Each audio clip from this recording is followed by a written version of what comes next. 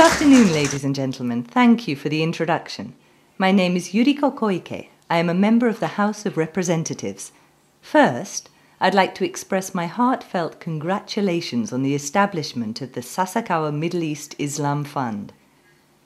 I hope that the relationship between the Islamic nations of the Middle East and Japan will deepen further through this fund. I was asking, when does Ramadan begin this year? It starts on the 20th of August this year. Is that correct? It is in the evening, but we call it a breakfast meeting, because it is breaking a fast in the truest sense. We have to prepare for Iftar meeting, which will be available at the Prime Minister's official residence. For ambassadors and other representatives of Islamic nations in the Middle East who are here today, I feel sure you have been attending this Iftar, a dinner party to break the fast. I know that during the month of Ramadan, you observe the custom of having meals only in the evenings, after the sun goes down. We have been offering such a meal at the Prime Minister's official residence since a few years ago.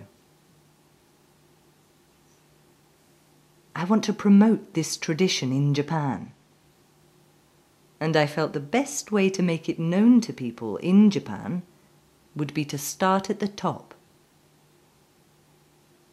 I began by educating former Prime Minister Junichiro Koizumi.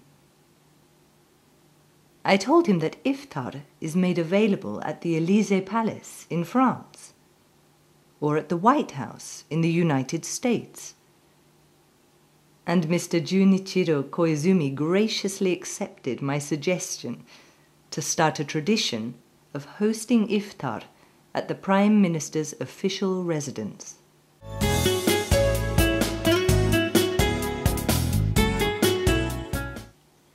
There is one concern that I have.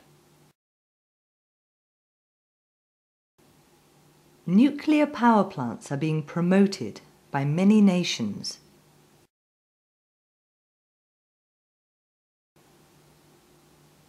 Now let me come back to the meeting that was recently held by the Dead Sea, the Davos Forum. I talked about three things. One was how in Prague on April 5th, President Obama made a statement referring to the moral responsibility of the only nuclear power in the world to have used a nuclear weapon. The second thing was the issue of countries, such as North Korea in East Asia, which carry out nuclear tests. The third was the nuclear status of Iran and Israel. The nuclear situation in these two countries is not a challenge for the Middle East alone. It could have enormous worldwide repercussions. On the other hand, as we foresee that more and more nuclear power plants will be built throughout the world, we have to ensure that safety is being properly addressed. Also, as technology advances, it will become much easier to possess nuclear arms technology. It will be much more compact and lighter. This is going to be very risky when we consider terrorists' actions. Therefore, my suggestion was, what about having an Arab version of the IAEA within the Arab League? By forming such an agency, the Arab countries would be able to speak of the need for transparency before the international community made such demands. Dr. El Baradei was originally an Egyptian diplomat. He is certainly a professional expert. I feel that perhaps he can be invited to the Arab League as a key person. He has a lot to offer. You might form this kind of organization with him to ensure that your nuclear power plant development is properly adhering to safety constraints. I think that might be a good idea as a way to eliminate some of the concerns that the world has at present. I made these suggestions in this meeting based on my own opinions. Rather than the United States or some other Western nation saying this, it would be very different for Japan to propose an idea like this. When we talk about the nature of the relationship between the Middle East and Japan, the important thing is for Japan to think what message it wants to convey to the Middle East. This proposal must benefit the countries in the Middle East, and at the same time must develop Japan's potentiality to play an international role furthermore. But first, Japan must take stock and consider how much power it really has.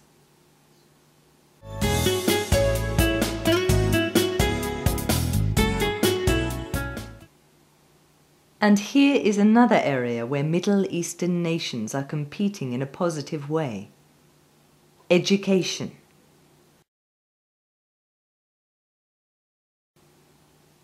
Georgetown University has a Qatar campus, and so does Texas University, the Sorbonne as well.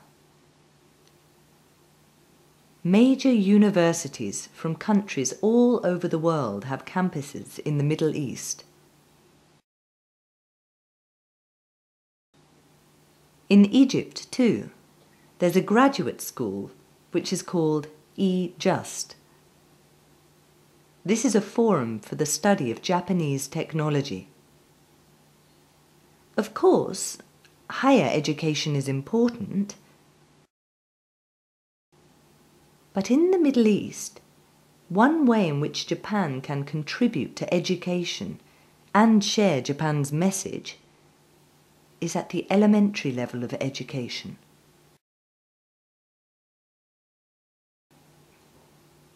The transmission of Japanese morals or ethics or arithmetic can be very useful, especially during the early years of education, because these can form the basis of character building. I hope that Japan's abilities can be shared with the Islamic nations in the Middle East. None of this goes against Islam, I believe. If you are willing to study the Japanese mind, I think you will see wonderful outcomes 2 or 3 decades from now. They are true human resources that every nation could appreciate. I think this will become a cherished treasure for both of us in the future. I look forward to, I dream of that kind of exchange. Japanese schools started with small gatherings of students called terakoya, learning to read and write and study the abacus, soroban, as we would say in Japan. In the Arab world, children would gather to recite the Quran. They would chant the verses of the Quran delightfully, like singing. That's how the madrasa began. Reading, writing, using the abacus, or reciting the Quran. I believe that Japan and the Arab world have various things in common, and the way in which education began may be one example.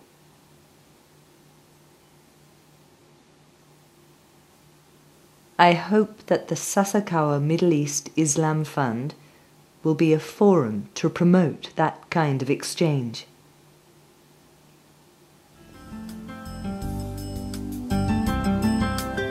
Thank you very much.